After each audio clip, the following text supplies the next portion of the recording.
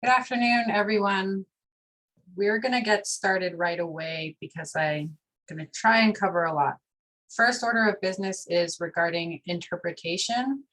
We have Beatrice Bonnet here from Sintes Language Group, providing simultaneous interpretation into Spanish today. And she's going to introduce herself and share what I'm saying right now in a second. But after she does that, I'll have we'll turn on interpretation and you'll see an icon at the bottom of your screen for interpretation. Please select either English or Spanish. Even if you're a bilingual speaker of both English and Spanish, please select the language you prefer to listen in today. And also please speak in that language if you do speak during the course of the webinar at any point to ask a question or anything. So with that, I'll go ahead and have Beatrice share that information and then we'll get started. Buenas tardes a todos. Yo soy la intérprete que va a interpretar todo esto al español. Si ustedes hablan español, dentro de un momento me van a convertir no de ser una participante común a ser intérprete. Cuando hagan eso va a aparecer un globo en la parte de abajo de la pantalla y ahí pueden elegir el inglés o el español. Si quieren escuchar en español, por favor elijan el español. Y si tienen algún comentario o alguna pregunta, también háganla en español, por favor, porque yo la voy a estar interpretando al inglés en ese caso. Así que con eso le devuelvo la palabra a Alison y me van a pasar a ser intérprete. Go ahead, Tony, you can make me the interpreter now.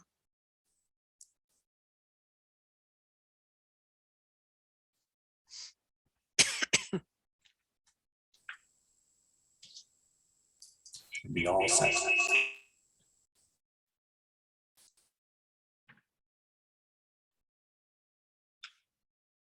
Okay, does it seem like that's working? Beatrice, can you hear me? No. Okay. Okay, cool. We'll get started. A couple more notes before we jump into the presentation. One, in hopes of really supporting language accessibility for Spanish speakers, the text on each slide is in both Spanish and English. So if you're going to prefer to read in Spanish, look for the red text. If you're going to read in English, look for the dark blue text. And this is, I'll openly admit, a learning process for me and CCLP. So if you experience accessibility challenges as a result of how we've done this, we're very open to that feedback and definitely welcome to let us know.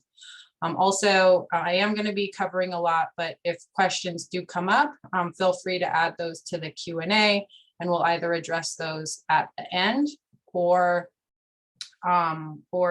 maybe in a follow-up message where we can sort of make sure we get all those questions and answers translated. Also, there may be points during the webinar where I offer for people to put some responses into the chat. Please feel welcome to do that. We're not going to be translating the chat messages during the webinar, but we'll send the messages translated in a follow-up so people know, what the comments look like and that sort of thing. So with that, we'll jump into the presentation. It's implementing House Bill 21-1198 to really advance the fight against medical debt in Colorado.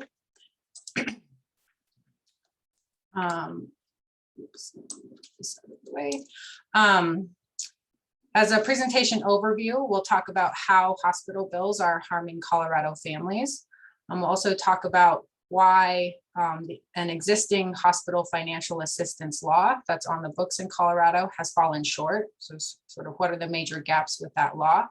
We'll also talk about how House Bill 1198 addresses those gaps and the struggle that people are having with their hospital bills.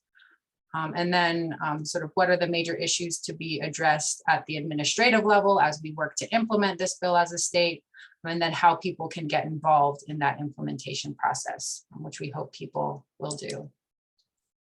Some key takeaways for the webinar are that many people in Colorado are struggling with their hospital bills.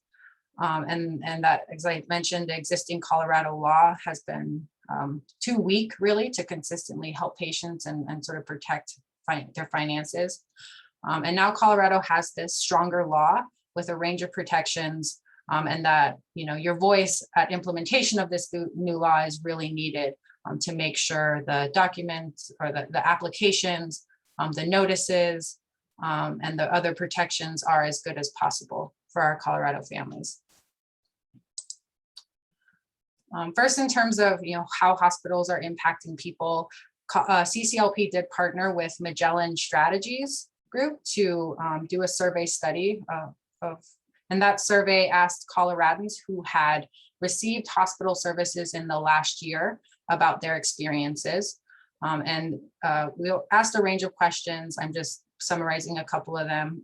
And one is that, you know, 64% of respondents said they had trouble or were late paying their hospital bill. You see that it's almost 3 out of 4 people for people in the 40 to 54 age group. And there were also, you know, racial disparities that we saw in the data as well. We also asked for those people who did struggle with hospital bills, some about the consequences, and 72% of them said that they had their bill sent to a collection agency, and 84% said that they had trouble paying other monthly household expenses. And of course, getting debt sent to collections harms your credit score and can make, you know, just financial stability harder in all sorts of ways for people. And, you know, skimming on monthly expenses like rent, utilities, childcare, food, these things all impact health and well-being for folks. And so there are a lot of consequences for these challenges. In terms of the context, we have had a hospital financial assistance law in Colorado that was passed in 2012. And that law does put limits on what hospitals can charge people who are low income and uninsured. It also requires hospitals to offer a fair payment plan before sending someone to collections. It requires hospitals to publicly post information about those charge limits, as well as other patient rights in the billing process publicly, so to their website and also in patient waiting areas. And it also put oversight of this law under the Colorado Department of Public Health and Environment, so our state public health agency. In terms of gaps with this law, there was never one big area is that there was never any implementation through regulation. I mentioned that, you know, oversight was with the public health agency. And they really, what they told us is that, you know, they didn't feel like they had expertise to regulate hospitals in a financial way. They didn't have the resources to really do this. And so despite a lot of advocacy trying to get rules, none were ever implemented. And that really contributed to challenges around enforcement and hospitals really knowing what the standards were that they needed to comply with. Also, similarly, there were just sort of vague and unenforceable standards in the law. One example is hospitals were required to provide their lowest negotiated rate to low-income uninsured patients. And that's just the lowest negotiated rate is the lowest rate that they've negotiated with any private payer. But that rate is different from hospital to hospital. It can fluctuate throughout the year. It's also, you know, often not public information. So very hard for people to enforce that in their own case. They don't know what they're entitled to, can't enforce it.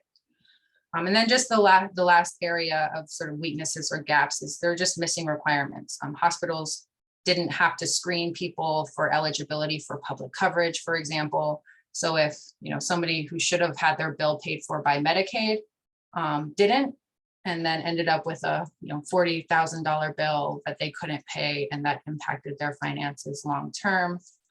There also, you know, even though there were some public notice requirements, you know, no requirements around language access, and a range of other things that may come up through the course of the presentation. So, here are a couple more questions that were asked during the survey. We asked whether people knew that hospitals were supposed to provide financial assistance. And for all respondents, 65% said no. And for people who didn't have health insurance, which is, the population that's supposed to get access to financial assistance, 71% said they didn't know.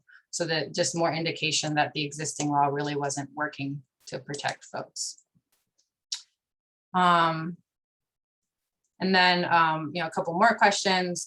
We asked whether hospitals checked people for Medicaid eligibility or for eligibility for other programs. About 80% said no. And if then also if the hospital offered to check them for eligibility for hospital financial assistance. And again, about 80% said no, even though hospitals supposed to provide that assistance to people who are low income. And now we'll get into the new law, House Bill 1198, and the ways that it kind of addresses some of these problems. First, it puts really transparent limits on hospital bills, or what I might call discounts, during the course of this presentation for low-income patients. And there are 3 aspects to this. One, there's strong sort of monthly payment plan provisions. So a person shouldn't be charged more than a percentage of their income each month. And that's a low percentage of 4%.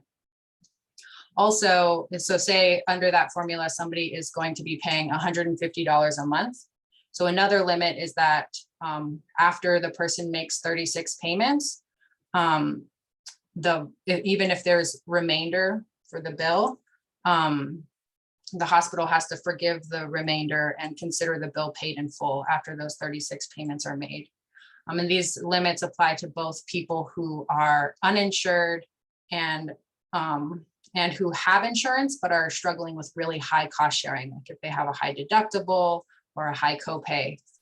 And then one more limit applies to just to people who are uninsured. HCPF will be setting a rate cap for like the maximum amount that group can be charged for any services, and we'll have to publish what those rates are. So it's really publicly post what those rates are. So we're trying to make sure that it's really transparent, that people know what they should be getting in terms of discounts. The other elements are a little bit easier to describe. Hospitals have to screen every uninsured patient for eligibility for public coverage and for the discounts available under this bill. They'll also have to screen insured patients, but insured patients have to request the screening. Also, it requires HCPF to create a uniform application. Sorry, HCPF is the Colorado Department of Healthcare Policy and Financing, the agency that oversees Medicaid, and I'm calling it HCPF for the purposes of this presentation. Hopefully that's okay. For that translation. Yeah, so HCPF is creating a uniform application to make sure that the process is predictable and doesn't have any unnecessary administrative burdens for people when they go into the hospital and apply. There are also required steps that hospitals have to meet before they can send a bill to collections. Namely, they have to provide the discounts that the person's entitled to. They have to do the screening that people are entitled to. They have to provide a clear statement of charges so that patients know what they're being billed for. And they have to make sure for patients who have insurance that they bill the insurance first. And just a note down here that all of these requirements will go into effect on July 1, 2022. This is an important note. Let me see. A couple more or a few more. We also really focused on enforcement with this law. One is making sure that HCPF writes regulations on a number of key issues. 2 is ensuring, or it requires HCPF to establish a complaint process through which patients can submit complaints if a hospital isn't complying with their rights. And then also to the second point, it provides a legal remedy for individuals. So if the hospital sends somebody to collections without meeting those steps, then the patient will have a right to sue the hospital and get attorney's fees in order to sort of get back the money that they may have spent on a hospital bill that they shouldn't have been charged for. And then the last piece is just really strengthening the access to information provisions, making sure it's in the information is in a place that's really visible or easy to find on the hospital's website, making sure that it's available in a range of commonly spoken languages and those sorts of things. Again, these are requirements that go into effect on July 2022. So the rest of the presentation focuses on some of the major issues that will need to be basically settled at the implementation stage. So generally, when a law is passed, particularly when it creates a new program or has a lot of details, the legislation creates the framework, but a lot of the details are worked out at the administrative level, either in regulations, in other types of guidance, or in forms and other documents describing the programs. That's really how like the meat and the structure of the program gets solidified. And so the next several slides raise, I think, about 8, what I see as major issues on the implementation level. And then, each slide is organized to explain what the bill requires around that issue and then what needs to be done at implementation. And so for issue 1, it's really important that we focus on making information about patient rights accessible. So in terms of what the bill requires, HCPF will have to develop a statement of patient rights. So it's going to be HCPF's responsibility to say what those discounts are for folks, to say, what hospitals have to do before they send somebody to collections, how to access the complaint process, their rights around screening, all of that. HCPF is going to develop that. HCPF also has to develop and post the rates for low-income uninsured patients, as I mentioned. And the posting is, the making the information accessible. Also, they'll have to translate that information they develop into commonly spoken languages. And then the hospitals are going to be obligated to post and the information, in a really easily findable way on their website, put the information in patient waiting areas, share the information on billing statements or with billing statements to patients, and also make the information available to patients in their primary language before they leave the hospital. In terms of what needs to be done at implementation, we're going to want to ensure that people with diverse backgrounds and experiences understand the statement or understand the content. We want to ensure translated materials communicate the intended meaning across cultures. And we want to plan for getting the word out. Sometimes a hospital's website or HCPF's website doesn't always feel like the most inviting place for our community partners. So how can we partner as communities to make sure people know that they have access to these rights and that these hospital financial assistance provisions in Colorado don't continue to go unenforced or ignored by our hospital partners. So with each issue, I raise a question or 2 or maybe 3 for you to be thinking about. And you can put answers to these questions or like initial thoughts on these questions into the chat.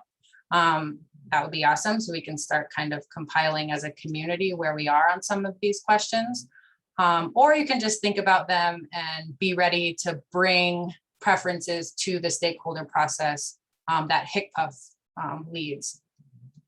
So the question around this is, what must HCPF do to make the statement of patient rights accessible, including language accessible? And then, what stories or experiences are informing your perspective? And I'll just pause for probably about 30 seconds on each of these to give people a chance to think. And if you do want to put stuff into the chat, definitely welcome that.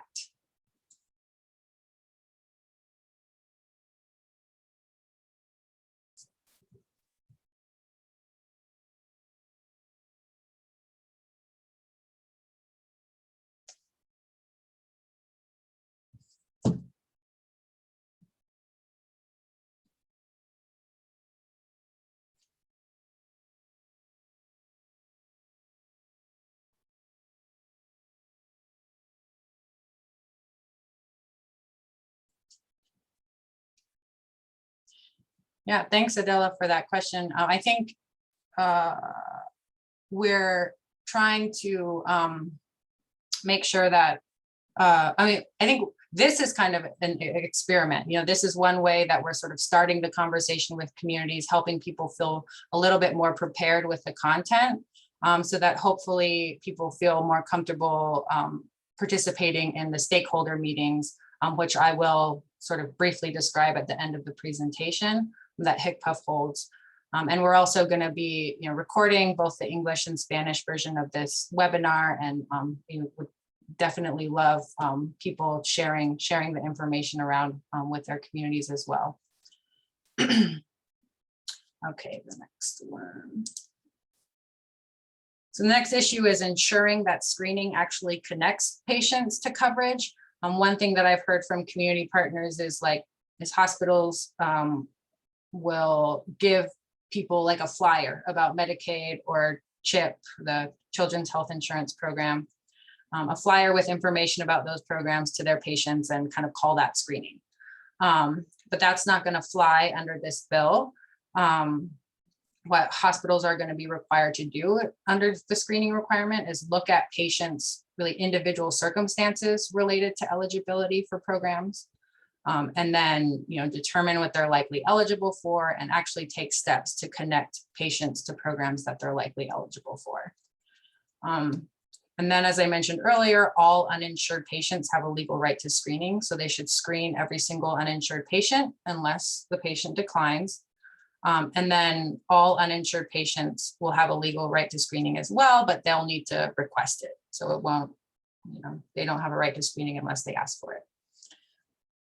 In terms of what needs to be done at implementation, we'll want to establish in regulation the process hospitals need to use to screen patients, so that it's actually accessible, actually is effective in identifying where people should likely land in terms of their eligibility.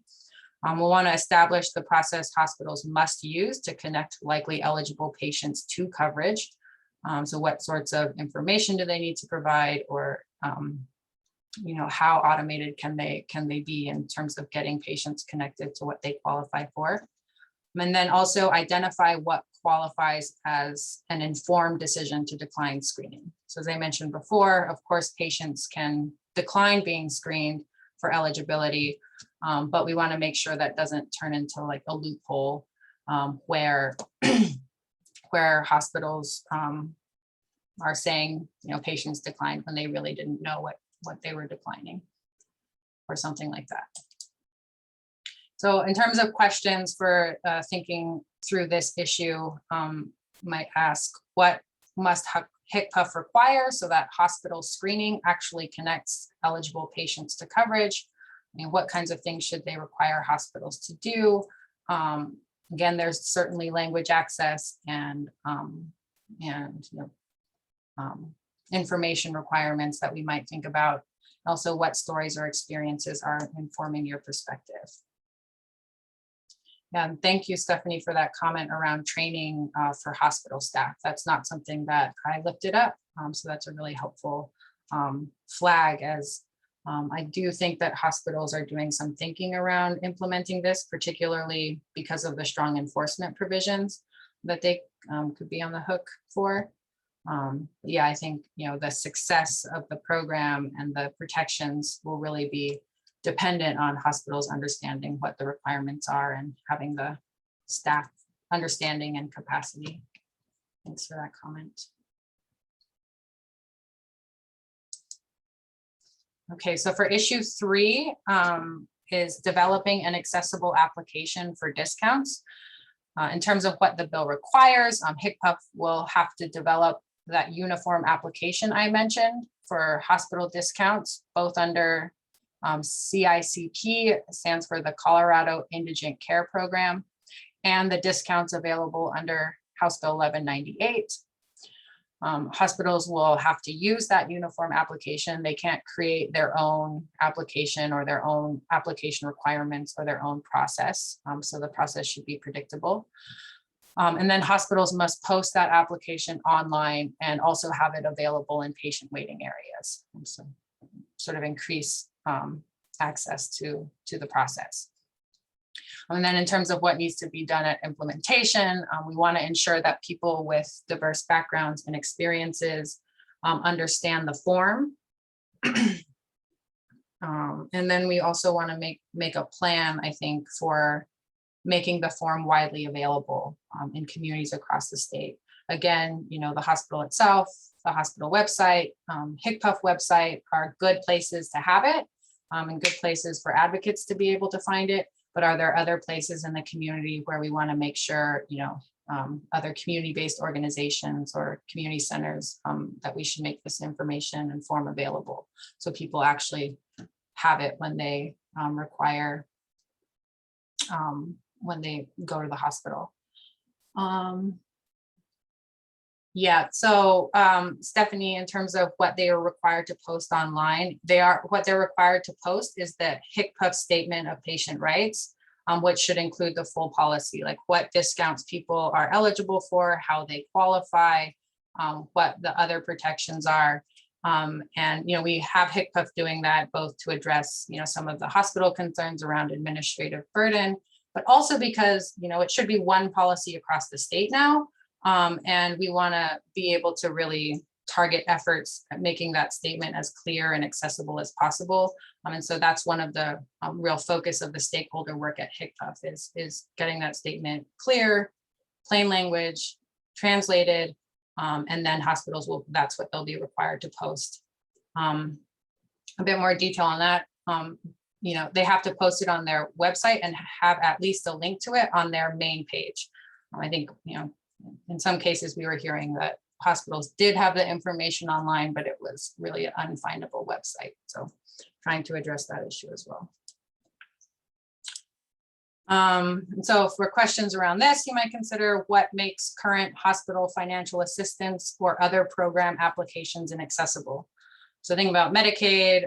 The Medicaid application is hard, I know, for a lot of reasons. Like, what are those things that make it hard that we don't need to put into a hospital financial assistance application? Or if you've done an existing hospital financial assistance application and certain questions or explanations have deterred people from following through, we can identify those for HCPF and hopefully avoid that. And then again, what stories or experiences are informing your perspective? I'll pause again about 30 seconds. If people want to add anything in the chat, you can do that, or just sort of think about, you know, what issues you would raise with HCPF around this question. Yeah, thanks, Leslie, that you're actually prefacing the next slide around documentation requirements.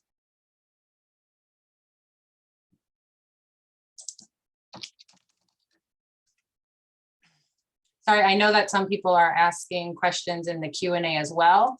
But we'll save those, I think, for the end. And if we don't get to them, we'll do them in a follow-up message. But I am just, tracking the chat a little bit to engage in the conversation. Shoot, where was I?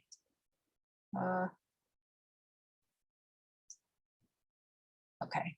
So as I mentioned, Leslie kind of prefaced, issue 4 is preventing hospital practices that deter access to discounts. And a lot of times this has to do with the documents that they require, like, you know, not accepting a letter from an employer about income, but instead demanding a range of tax documents to prove income.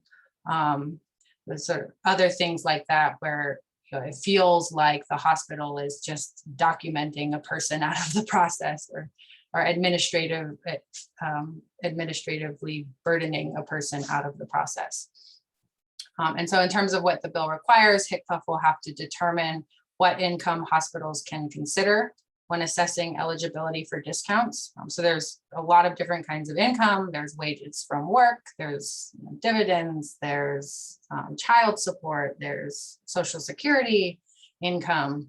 And so HCPF is required to determine what types of income to count.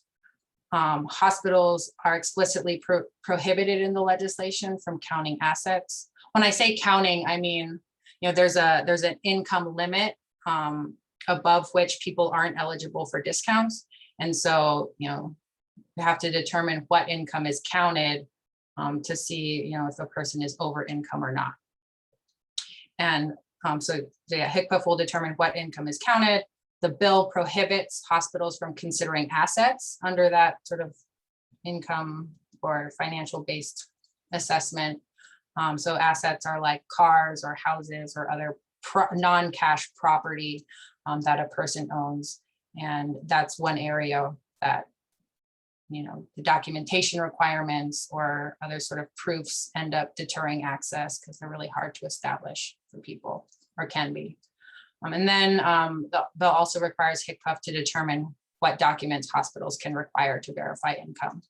So in terms of what needs to be done at implementation, we will have to actually identify that income counting methodology, what income counts. And we want to make sure we're trying as much as possible to not create undue burden. And then we'll also be identifying the documents that hospitals can require to verify eligibility.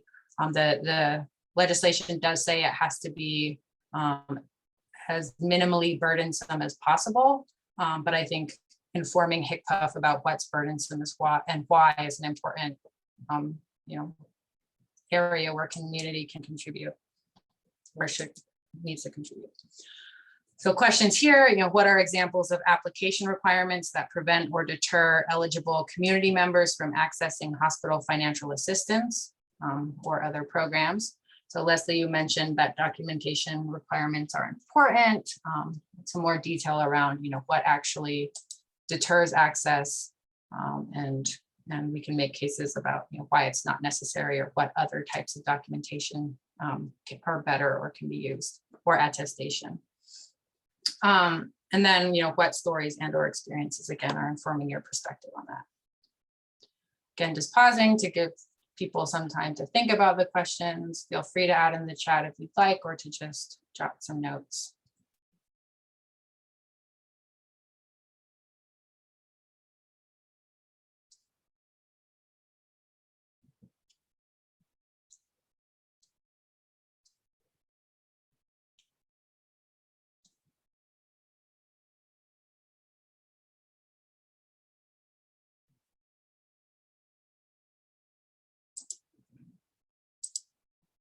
Okay, for issue 5, I think we just have this one and then 3 more. But issue 5 is ensure that notices enable patients to enforce their rights. So a notice, when I say notice, I mean that written letter, that a patient gets after they've been assessed for eligibility for discounts. The letter, should tell them whether or not they qualify, should tell them how to appeal, like that kind of letter.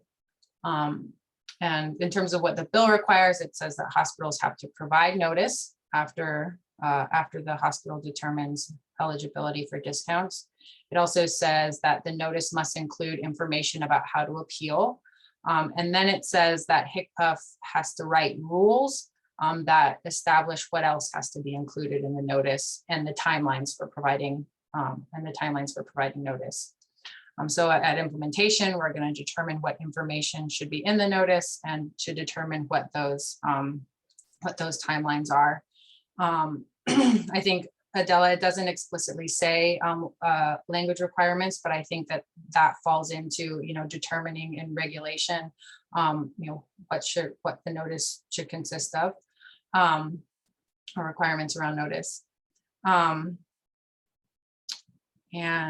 I think one area, as an example, where we might push a CCLP is making sure that the hospital puts in that notice what they've determined the patient's income is. Because that's one area where the patient can look and say, oh no, they got my income wrong. And so they inappropriately determined me ineligible for discounts. And so they kind of know the basis on which they would appeal, and that appeal process would work more seamlessly for them. But thinking about things like that, and like Adela said, language access or plain language requirements for community members to ensure that they're getting what they're entitled to. What information should hospitals have to include in their eligibility notices? What other requirements should there be related to notice? And then what stories and or experiences are informing your perspective?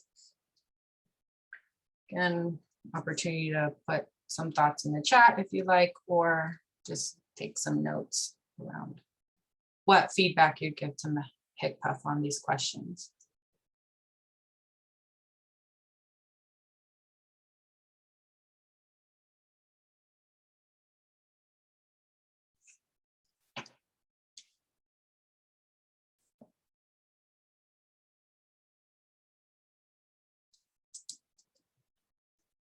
Right, so issue 6 is ensure that appeals enable patients to enforce their rights. What in terms of what the bill requires, patients have to have the right to appeal when a hospital determines their eligibility for discounts. So as in the example before, if a patient thinks that they were incorrectly determined ineligible, then they have to have the opportunity to appeal that decision. And then the legislation also says that HCPF rules will establish the process requirements for appeals. But implementation, we want to really push for those requirements that will create an inclusive appeal process, and then also determine those appeal timelines. So what both works in terms of getting a patient's issue to resolution in a timely manner, but also gives patients enough time to do what they need to do and get things in order to do an appeal. And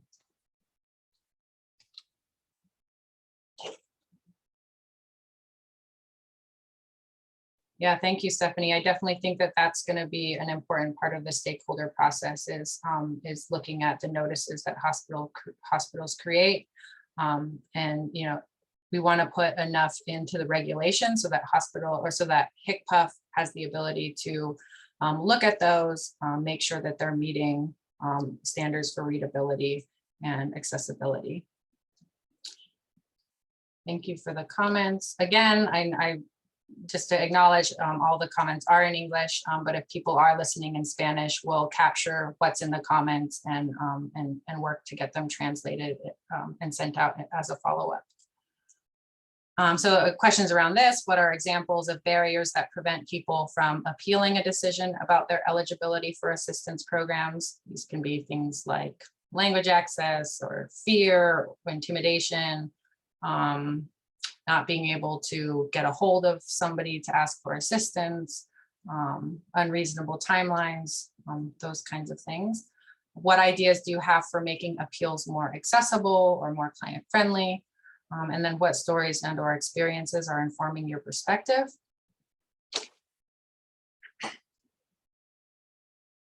Again, I think to a question that was raised earlier, we will be sharing this recording in English and Spanish, as well as the slides. So you'll be able to go back to these questions and think about where you would want to most provide feedback during the stakeholder process. Okay, a couple more. Issue 7, make sure the complaint process is accessible. This is really similar to the appeals considerations. But the bill does require HCPF to establish a complaint process where patients can file complaints about hospital non-compliance. And they're also required to do just a periodic compliance review, just look at sort of hospitals' policies and procedures, see if review their data, which I'll get to in a bit, and make sure, make sure that they're complying. HCPF has to investigate the complaints that are filed through the complaint process. And then they have the authority to require corrective action plans and other penalties if there are continued violations of the requirements. And then in terms of what needs to be done at implementation, we're going to have to establish that complaint process, and we want to make sure it's inclusive and usable for our folks. So similar to the questions around appeals, what do you think will make an inclusive process? One, do you think members of your community will submit complaints to HCPF when they feel a hospital has violated their rights? And what do you think will increase the chances that people will file complaints? And what stories and or experiences, again, are informing your perspective on this?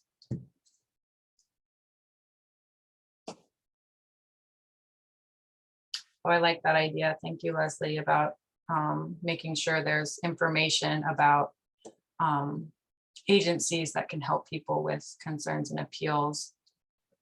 Carol, thank you. That's a great point about including the complaint process in the notice. Yeah, thank you for great comments. Then just the last, I believe this is the last implementation issue I'll talk through. It's ensuring that hospitals report necessary data. In terms of what the bill requires, it requires HCPF to determine the data points that are necessary to assess hospital compliance across age groups, race, racial and ethnicity groups, and primary language groups.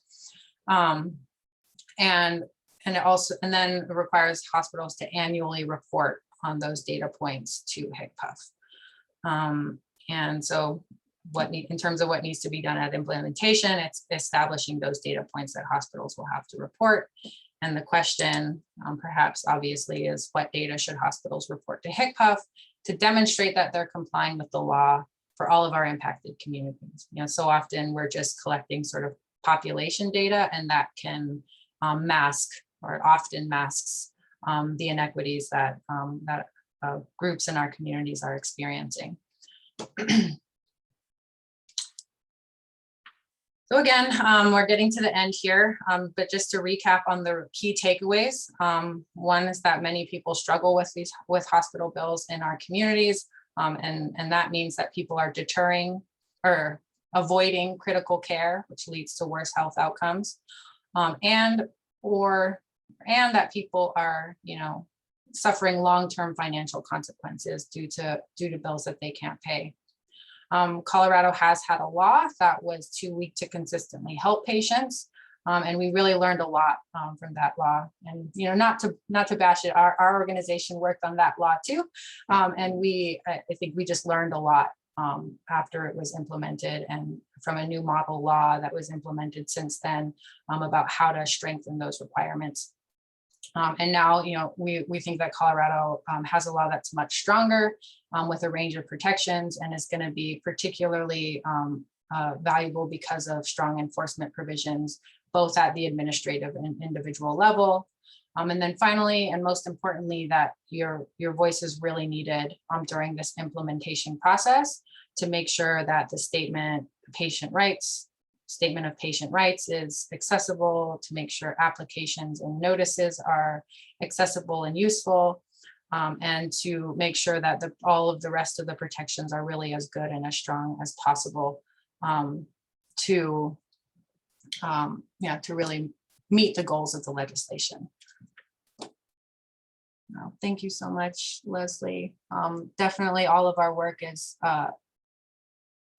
strongest and strong because of how our community partners inform these efforts. And so thank you to a lot of people on this call and others in the community who help us do our job right. Yeah, so the new, let me see, in terms of effective date. Yeah, so it's any hospitalization or hospital care that's received on or after 7/1/22, and any bill. No, so if the care was received before the implementation, well, that's a good question. Let me take that one back, Carol. So Carol asked, in terms of effective date, does it apply only if the hospitalization occurs after 7/1/22, or if the hospitalization, I'm assuming this is your question, occurred before 7/1/22, but the bill was received after that date, how does the law apply? That is a good question. And I'm going to take that one back and send out a response. Thank you. Thank you for stumping me. So this is just some points about the how to get involved. It has a sort of implementation timeline, though I know there's not a lot of detail on this slide at this point. Currently, HCPF is seeking a contractor that's going to do a few things. They're going to facilitate the stakeholder meetings, and then also, I think, consult or help with drafting of the initial regulations. And I believe they're really close to finalizing that contract.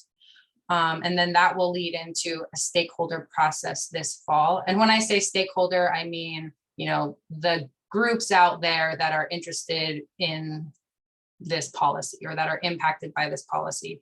And of course, you know, advocacy community members, community-based groups are, in our view, primary stakeholders in all of this. But stakeholders also do include, you know, the industry groups that are impacted by this, so hospitals and providers and that kind of thing. But the stakeholder process is going to start in the fall with, you know, workshopping that statement of patient rights, with developing that uniform application, with starting to develop the regulations, the rules.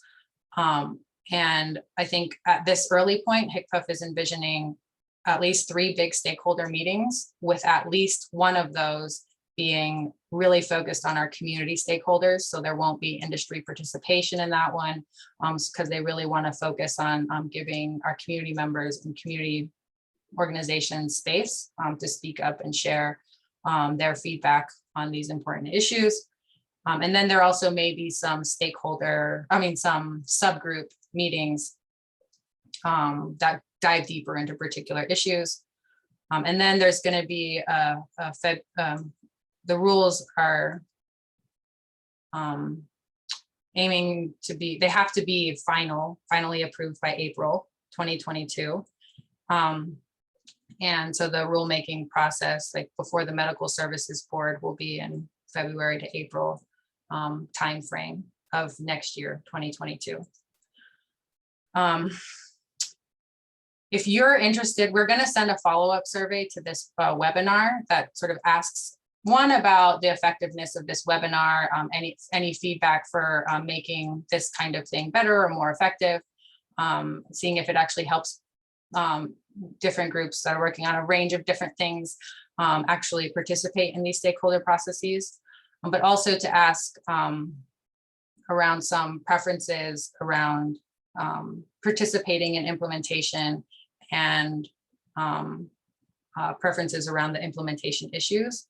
And so our hope is to get more information about who on this call or who watches the recordings is interested in participating in HCPF stakeholder processes, so we can do outreach to you and connect you when these meetings are actually scheduled. But yeah, if you want to reach out to me with questions regarding implementation or with interest on particular issues, definitely feel free to do that. I'll make sure to make sure that you guys get connected in the most effective way that works for your schedules and your capacity. So with that, we are at the question slide, and I'm so glad I didn't talk too fast. I try not to talk too fast and still have a little bit of time for questions. So why don't we go ahead and start with Tony? Do you think you can look at some of the questions in the Q&A and share those, and then we'll open it up to others to just speak their questions if they have any. Sure, I can ask the questions that I'm seeing right now. The first question in the Q&A is this for all hospitals, even private? Yes, the answer is yes. All facilities licensed as a hospital, and then so that includes like Denver Health and university systems, and yeah, both for-profit and nonprofit and public and private. And I saw a follow-up question somewhere. Somebody asked also that, is this only for hospitals, or does this include outpatient clinics and other medical facilities? Really good question. It's mostly not going to, it's not going to include outpatient clinics unless they're sort of operating under the license of a hospital. So it's really, hospital, inpatient and outpatient services. One important point on that question is that, sometimes people will go to the hospital and then they'll get a bill from the hospital, but also from like an anesthesiologist and a surgeon from that bill separately from the hospital. And so there are protections in this law that apply to all of those bills. So any bill that originates from receiving care in a hospital setting. Another question is, can you describe a bit more about insured patients requesting screening? Yeah, so this is in the context where we've worked really hard to make sure that all patients have access to information about their rights and including rights to financial assistance and discounts, and in the context where the bill itself has to have an explanation of access to financial assistance. Patients who are uninsured will get screened automatically, but patients who are insured, in order to get screened for financial assistance, they'll have to ask for it. And I think whether there are sort of timelines for the request and that sort of thing, that would be worked out at the on implementation at the rule level with HCPF. So another important area to engage if you have real feedback around how that process should work. I saw another follow-up question to that first question that I'd asked.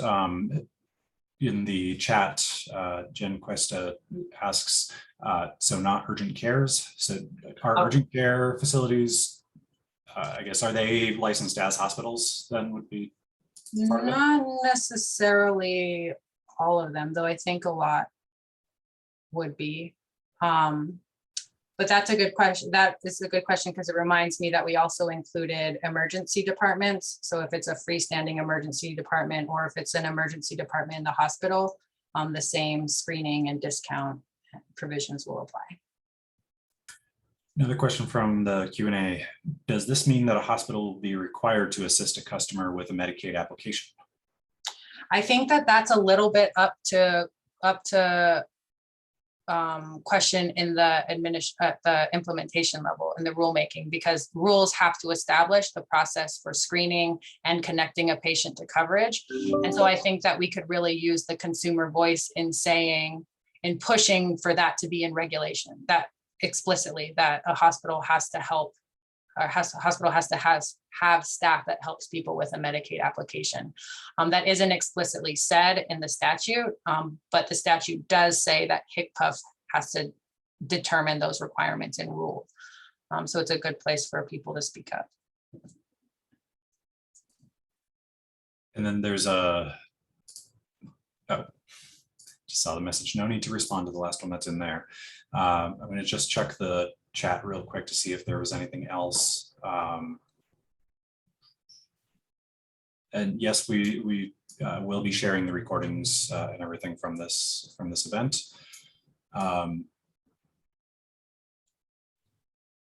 Is there a requirement around posting the full policy online?